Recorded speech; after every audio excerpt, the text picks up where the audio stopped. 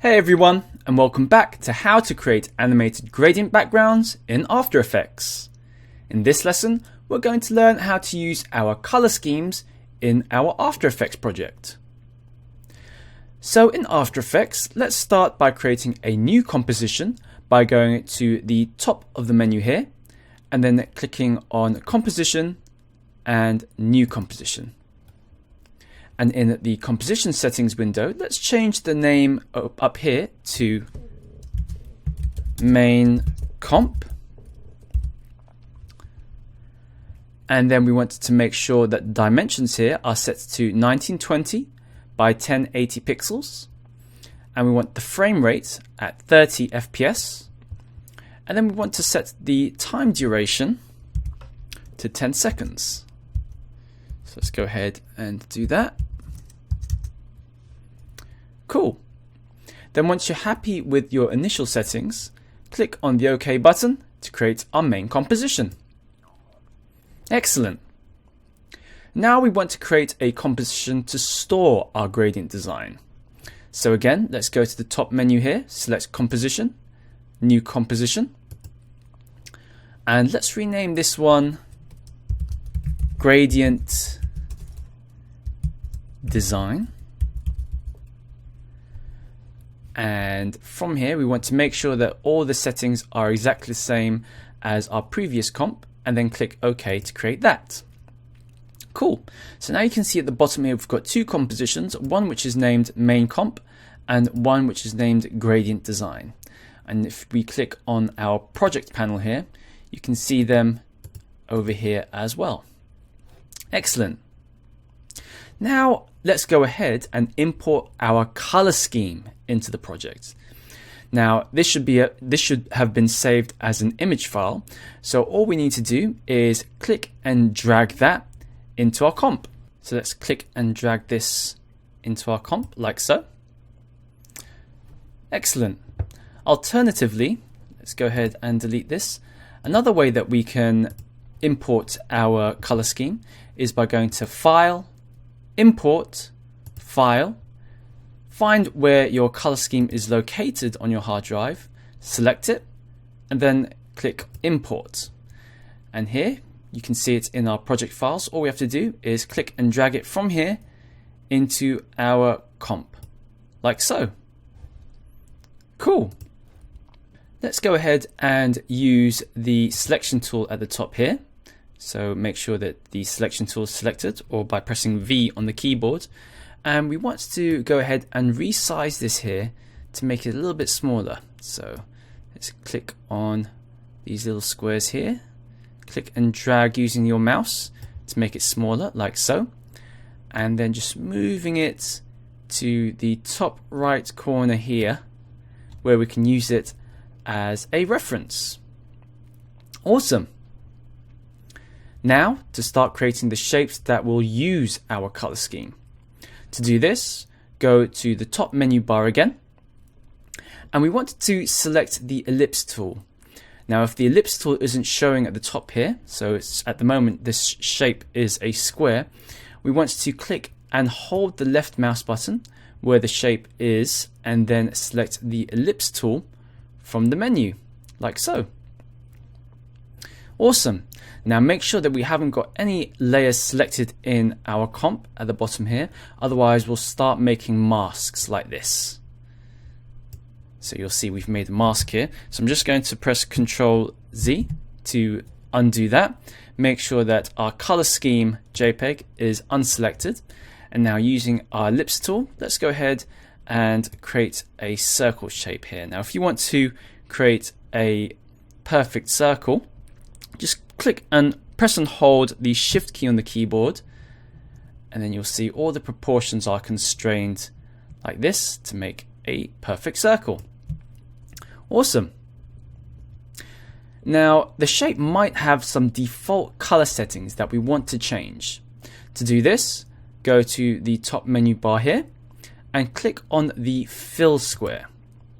From here we want to select the eyedropper tool here, and then using our mouse we can move over to our color scheme at the top here, and you can see straight away how every time we hover over one of the colors, the color of our circle is also changing.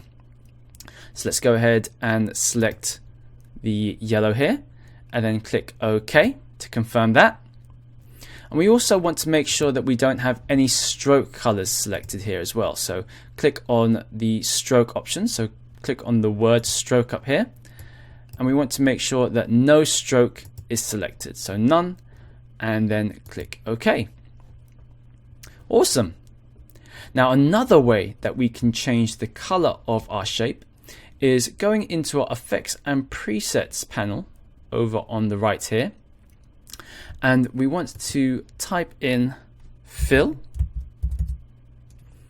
and then find the fill option here, select it, and then make sure our shape layer is selected, and then double click on that to apply a fill onto our shape. Awesome.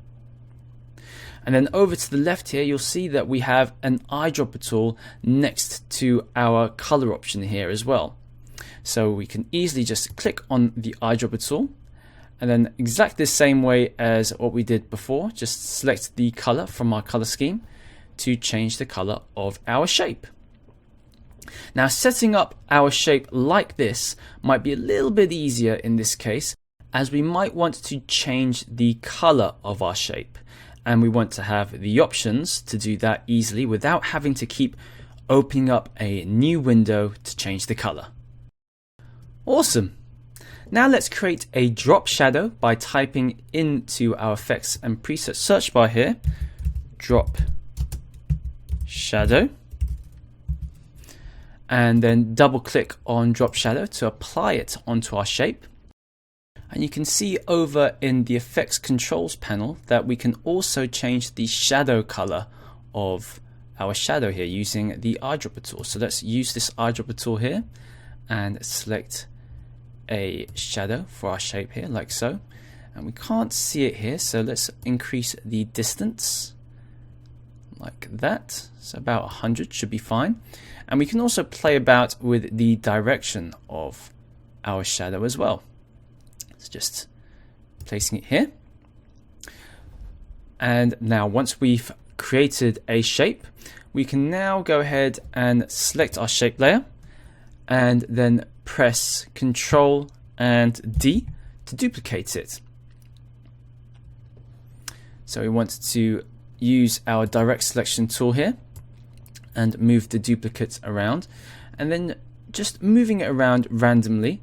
At this stage, we're not worrying too much about the placement of some of these shapes, as we just want to randomly place them around and then create different sizes of them, like so.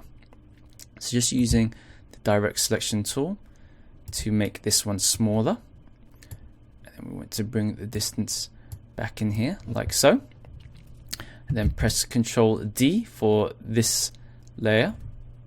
In fact, press Ctrl Z as we were in this effects control panel. We want to duplicate the shape here, so make sure that you're in your comp panel here, press Ctrl D to duplicate it, and then placing another shape here like so. Now you'll notice how the middle of our shape is all the way over here, so we want to change that by clicking on pan behind anchor point like so, and then we want to move our point here into the middle of our shape, and this should make it so that it's easier to resize our shape like that. And we can do the same for our other shapes. Let's go ahead and move that into the middle, and the same for this one. Let's move that into the middle here. And now from now on, any shape that we duplicate should have its anchor point in the middle, like so. Cool.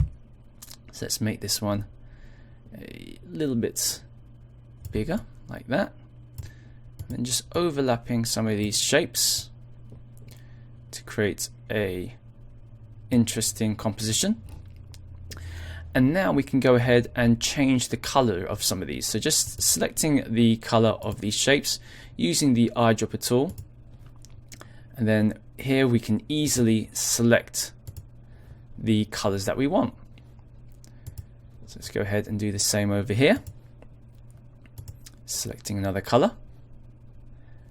And then we want to select another color for the shadow. And in fact, we can even adjust our color scheme a little bit by making this one a little bit darker. And then doing the same with this one. So let's select this color and then making this one a little bit brighter, like so. Awesome. Now we will eventually be using these to control the color and composition of our animation.